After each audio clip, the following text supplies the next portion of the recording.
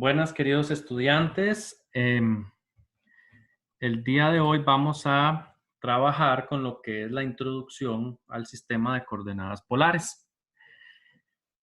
Para eso vamos a recordar algunos detalles, algunas características que tiene el sistema de coordenadas rectangulares, que es el sistema que nosotros utilizamos, estamos acostumbrados a utilizar hasta el momento, y para poder compararlo después con el sistema de coordenadas polares. Entonces, recordemos que en el sistema de coordenadas rectangulares, donde yo ubico un punto, por ejemplo, este punto que apareció acá en pantalla, el punto F, está asociado a un valor de X y a un valor de Y. ¿De acuerdo? Entonces, por ejemplo, yo voy a decir que el punto F está en la posición o en las coordenadas 3,2. De la misma forma, por ejemplo, si se me ocurre poner un punto acá, este punto está en el menos 5 de las X y 0 de las Y. O sea, este es el par ordenado menos 5,0. Y la característica fundamental de este sistema es que cada punto tiene una única representación, una única coordenada, ¿verdad?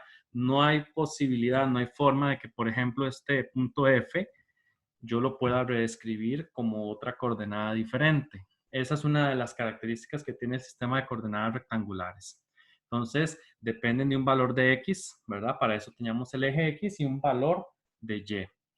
Ahora bien, ¿qué pasa si nosotros pasamos a un nuevo sistema que no sea con una cuadrícula de ese tipo, por decirlo así?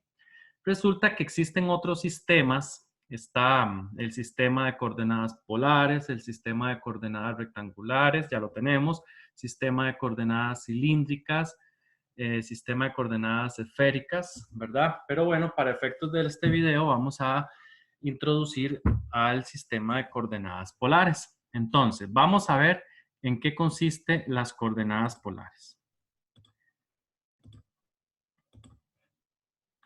Ahí tenemos un sistema de coordenadas polares. Entonces, vean que está formado por una serie de circunferencias que son concéntricas.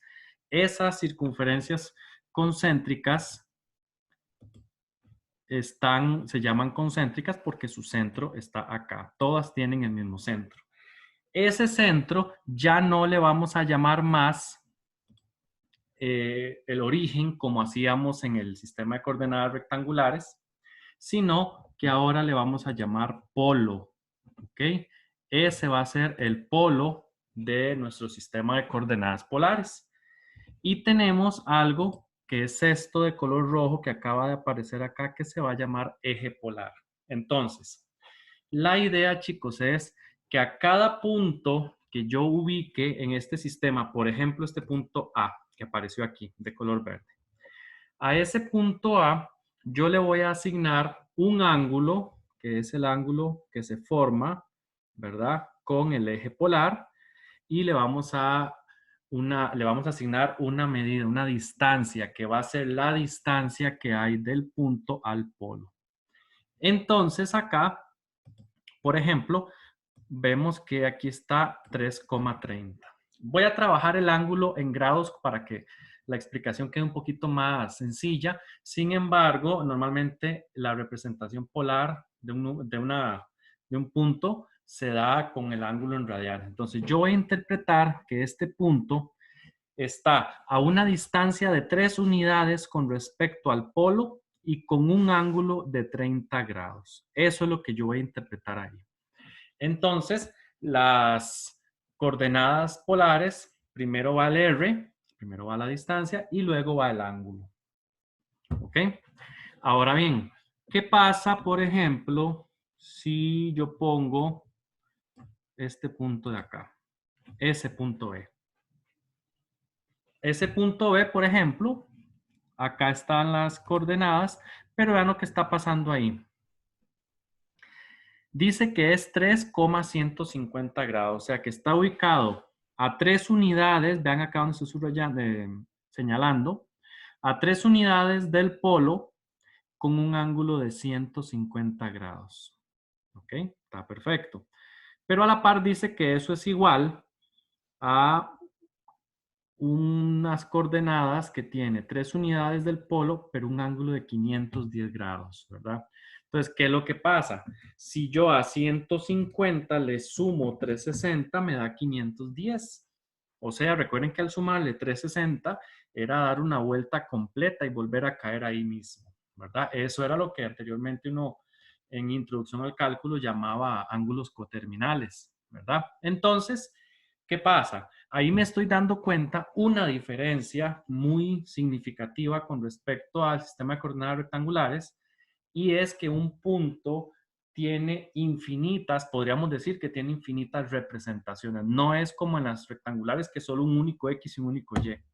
No, vean que aquí, por ejemplo, si yo agarro este 510 y le vuelvo a sumar otros 360, sería 870, o sea, sería otro ángulo diferente que cae aquí mismo, ¿verdad? Entonces, en ese caso, vamos a decir que cada punto tiene una representación, no, la representación más bien no es única. Vamos a ver otro punto, el punto C. Ese punto C apareció acá, vamos a correr un poquito esto, y vamos a ver qué coordenadas tienen. Vean acá lo que está pasando. 4, el primer par, 4,210. Quiere decir que la distancia, el R, es 4, o sea que del polo al punto hay 4 unidades. 1, 2, 3, 4, ok. Con un ángulo de 210 grados. Recuerden que el ángulo siempre se mide saliendo del eje polar en dirección contraria a las manecillas del reloj. ¿Ok?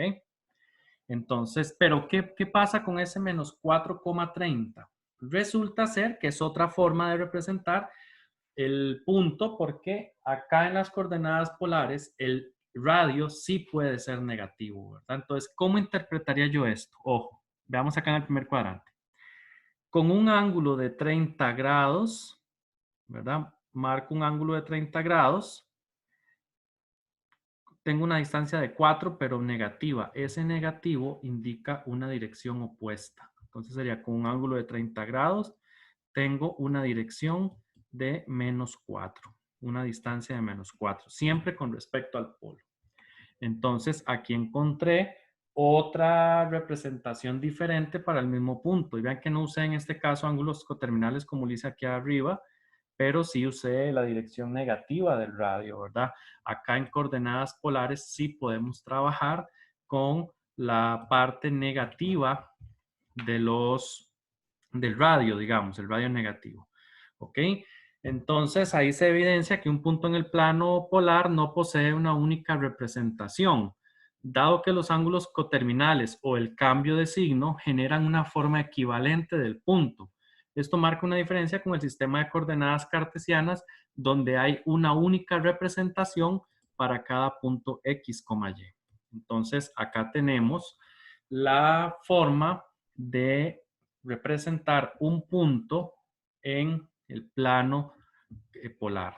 ¿Ok? Entonces, en resumen, chicos, tener cuidado, no hablar acá del origen, vamos a hablar del polo y vamos a hablar del eje polar. Los ángulos, por definición, siempre van partiendo del eje polar en contra de las manecillas del reloj, ¿verdad? Y ya a partir de ahí ya uno puede dar la ubicación, primero el radio y luego el ángulo. Y recordar que la representación no es única.